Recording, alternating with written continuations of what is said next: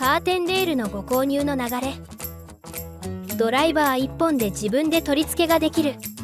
自動見積もりなのでオーダーサイズも簡単に注文可能。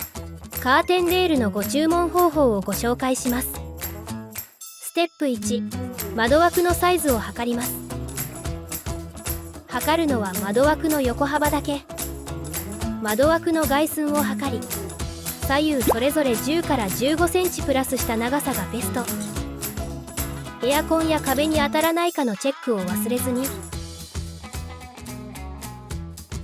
テップ2、ネットで注文。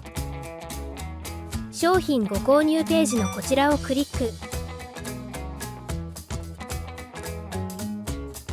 自動見積もりページでオーダー商品はデザインを指定することができます。カラーラインナップも豊富なので、インテリアに合ったカーテンレールをお選びいただけます。デザイン選択後、サイズを選択していきます。既製サイズまたはオーダーカットでご注文いただけます。オーダーカットの場合は、レール寸法を入力する部分に、窓枠の横幅に10から15センチを足した数字を入力してください。自動見積もりなので、すぐに商品の金額がわかります。ご入金方法、納期について。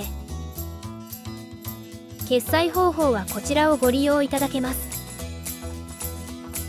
納期はご入金完了後、おおよそ2から7営業日で発送いたします。商品によって納期は異なりますので、詳しくは商品ご購入ページをご確認ください。